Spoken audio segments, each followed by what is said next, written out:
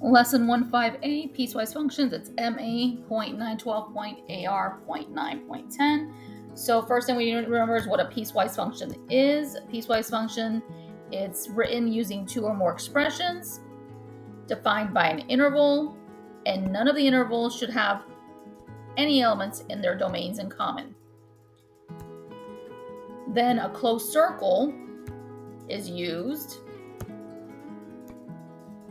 when using the point is being included in the value, and in an open circle is when the point is not included in the value.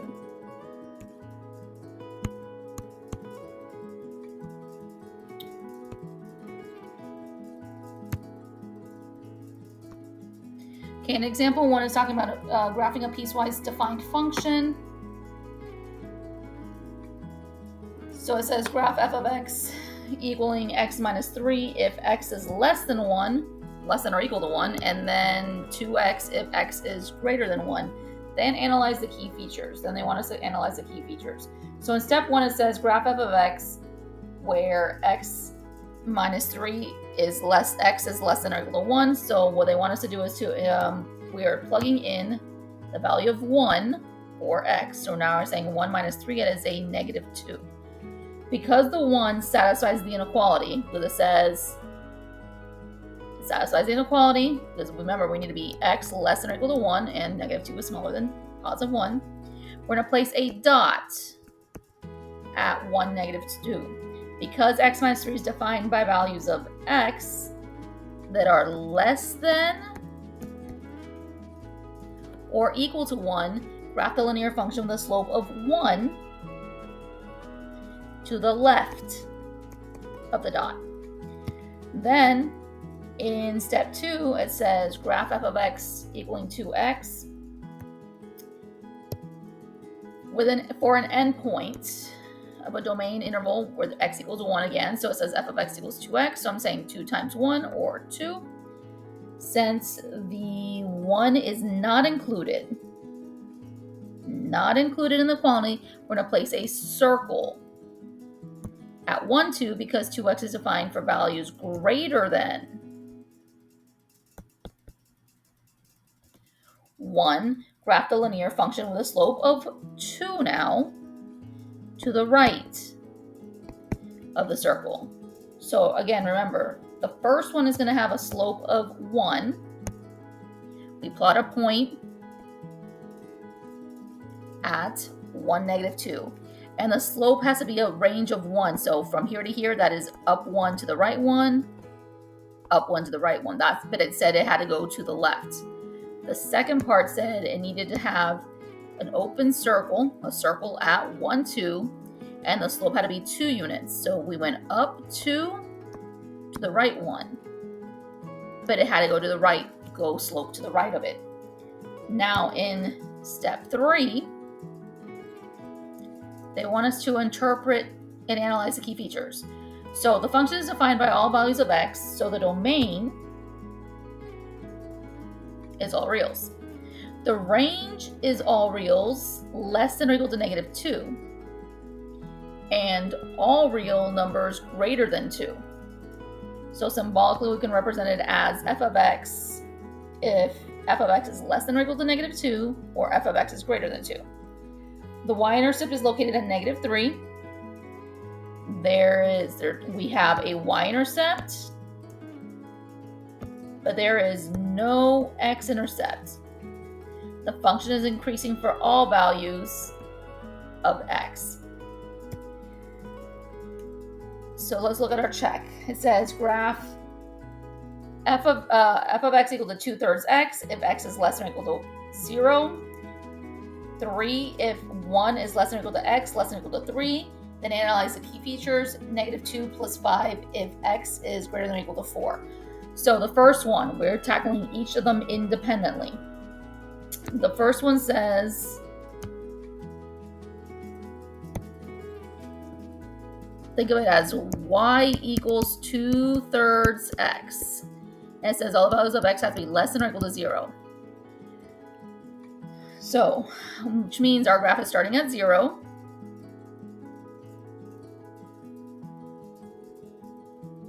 And it's going to be a dot. And because of that, it's going to the left. It's going to the left, but now our slope says 2/3. So I need to show 2/3, which means if I were to go 3 steps to the left and then down 2, I'm showing 2/3, but it went up 2, to the right 3, and it's going to the left. The second part says 3. So it's saying y is equal to 3, but it's bound between 1 and 3. So I'm looking at the y line, 1, 2, 3. I'm starting at 1, and then I go to 3. I'm bound between those values, between 1 and 3. The third one says y equals negative 2x plus 5. So where x is greater than or equal to 4. So I go up to 5. 1, 2, 3, 4, 5. So we're at 5. But remember, we're starting at 4. And the slope says down 2 to the right 1. So down to the right 1, down to the right 1, down 2 to the right 1, down to the right 1. Remember, we are below the 4 mark. You have to be past the 4. So we are starting at 1, 2, 3, 4, 5, 4, 3. 4, 3, and then we are sloping down 2 to the right 1.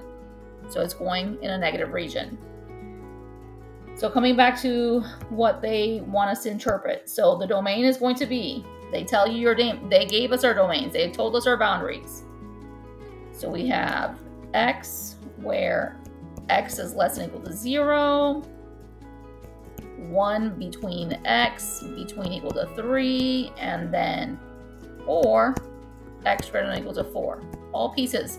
They gave you your domains in the problem. The range now. The range, you need to look at the pieces. On the first graph, all the y values were less than 0. On the second graph, all the y values were between just the value of 3. So that's at y equal to 3. And then the third graph, all the values were greater than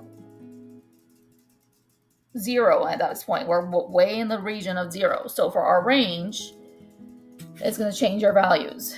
For our range, we're going to be f of x, where f of x is less than or equal to 0, or f of x is equal to 3, because I did not go anywhere on that line. I was at 3 the entire time. The x-intercepts. Remember, x-intercepts, where x-intercept crosses the x-axis. Well, I hit the x-axis at 0. When x was 0, y was 0. The y-intercept, where it crosses the y-axis. Again, I hit it at 0.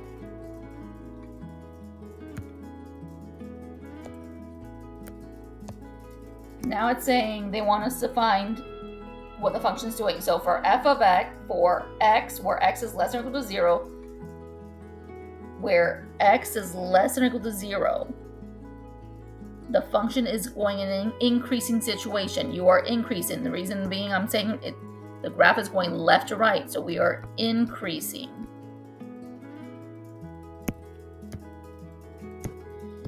When it's falling between 1 and 3, we're in a straight line, so we are considered constant.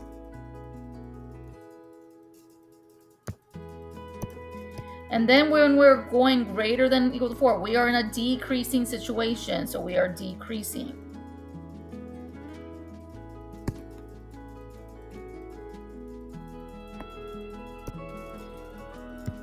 Okay, in example 2, it wants us to model by using a piecewise defined function. It's talking about uniforms. So it says the football coach is ordering new jerseys for the new season. The manufacturer charges $88 per jersey when 5 or fewer are ordered. Then charges $75 with an order of 6 to 11 jerseys. And then $65 for each order of 12 to 29 jerseys. And then $56 when 30 or more jerseys are ordered. So first thing we gotta do, we need to figure out our situation. So they told us specifically what it is.